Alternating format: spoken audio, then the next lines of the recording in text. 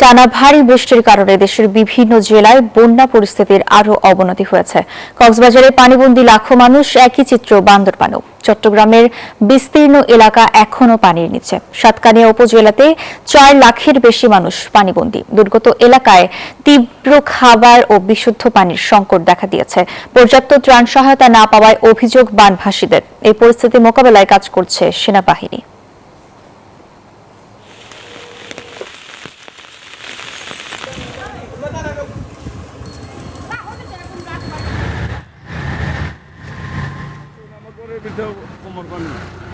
বন্যার আরো খবর জানাতে আমাদের সঙ্গে যুক্ত হচ্ছেন সহকর্মী। শুরুতেই যাচ্ছি সহকর্মী নাইম আল জিকোর কাছে। জিকো, জানাবেন বন্যা পরিস্থিতির সার্বিক কি চিত্র দেখতে পাচ্ছেন? বানভাসীরা পর্যাপ্ত ত্রাণ সহায়তা পাচ্ছেন কিনা? তবে এই মুহূর্তে একই খবর জানাতে আমাদের সঙ্গে যুক্ত হচ্ছেন আমাদের সহকর্মী নয়ন বড়ুয়া চট্টগ্রাম থেকে। তিনি জানাবেন বন্দর নগরীতে বন্যা পরিস্থিতি নিয়ে কি তথ্য রয়েছে আপনার কাছে, যাবতীয় তথ্য জানাবেন।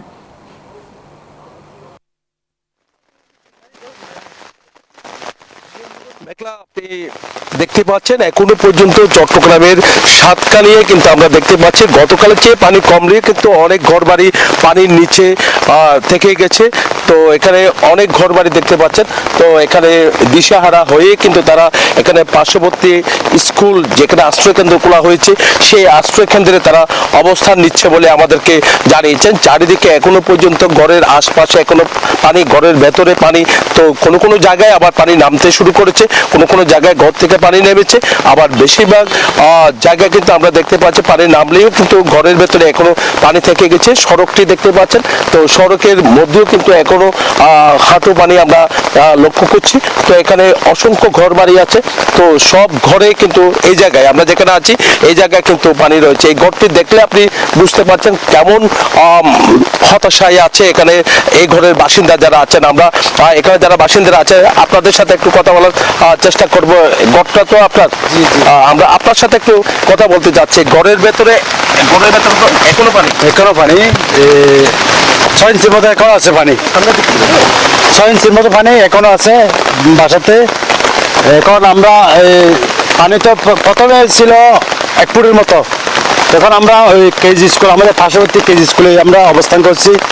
পরে এখনো পর্যন্ত পানি যেহেতু নামে যায় নাই, এখনো পর্যন্ত আমরা এখানে অবস্থান আছি। এখনো আমাদের পরিবেশ প্রয়োজন নিয়ে আমরা আশ্রয় অবস্থান করছি আর কি।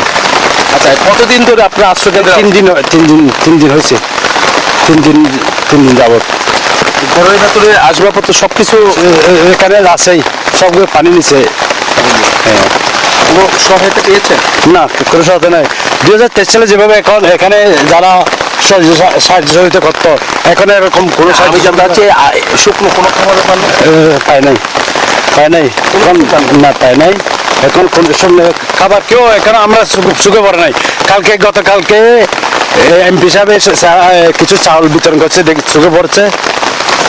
আমরা এতক্ষণ ধরে দেখানোর চেষ্টা করছি এখানে যারা হতাশায় আছেন, যারা তাদের সাথে আমরা কথা বলেছি, তারা যেমনটা জানিয়েছেন যে এখানে যারা বাসিন্দারা আছেন তারা খুব কষ্টের মধ্যে আছেন। তো এই ছিল আমার এখানকার সর্বশেষ।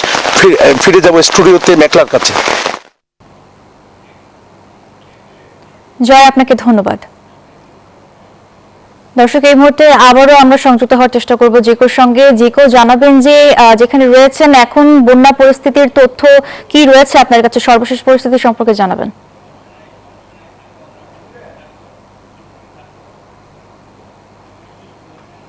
জিকো, নিশ্চয়ই শুনতে পাচ্ছেন, যেখানে রয়েছেন বন্যা পরিস্থিতির সর্বশেষ কি তথ্য রয়েছে আপনার কাছে?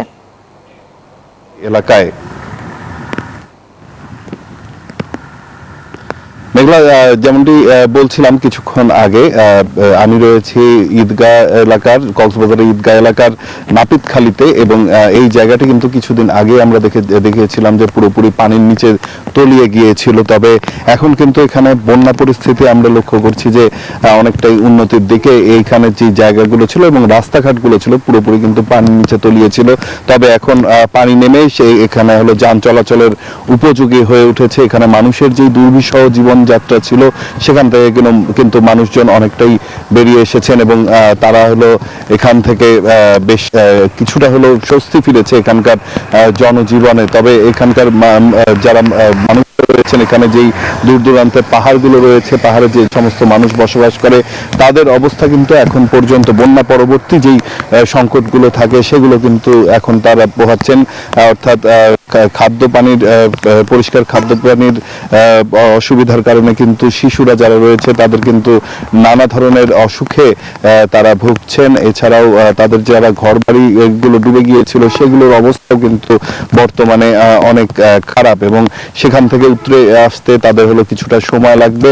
এর মধ্যেই কিন্তু এদিকে ত্রাণ সহায়তা দেওয়া হয়েছে, তবে সব থেকে বেশি ক্ষতিগ্রস্ত হচ্ছে কক্সবাজারের চকরিয়া এলাকা, পেকুয়া, এই সমস্ত এলাকা। সেই সমস্ত এলাকায় কিন্তু এরই মধ্যে জেলা প্রশাসকের পক্ষ থেকে বেশ কিছু সহায়তা প্রদান করা হয়েছে, তবে কিছু কিছু এলাকা এখন পর্যন্ত বাকি রয়েছে, যারা যেখানে হলো আমরা গতকাল এবং আজকে ঘোরার পরে দেখলাম যে অনেক জায়গাতেই কিন্তু সাহায্য সহযোগিতা এখন পর্যন্ত মানুষের কাছে পৌঁছয়নি। মানুষ যেটি বলছেন, এখানে যে আমরা লক্ষ্য করেছি যে নিজের প্রত্যেকটি এলাকায় নিজেরাই কিন্তু একত্রিত হয়ে তারা হলো এখানে নিজেদের পরিবারের জন্য খাবার প্রস্তুত করছেন বিভিন্ন ব্যক্তিগত সহযোগিতার মধ্য দিয়ে। তো সার্বিকভাবে যদি বলি যে কিছু এলাকা এখনো বন্যায় প্লাবিত রয়েছে, চকরিয়ার যেই এলাকাগুলো রয়েছে, তবে ঈদগাঁর এলাকায় যেই পাড়াগুলো রয়েছে সেগুলো কিন্তু এখন সেখান থেকে বন্যার পানি নেমে যাচ্ছে এবং মানুষের জীবনে স্বস্তি ফিরে আসছে। তো এই ছিল এখন পর্যন্ত আমার কাছে এখানকার সবশেষ তথ্য। মেঘলা, জিকো, আপনাকে ধন্যবাদ।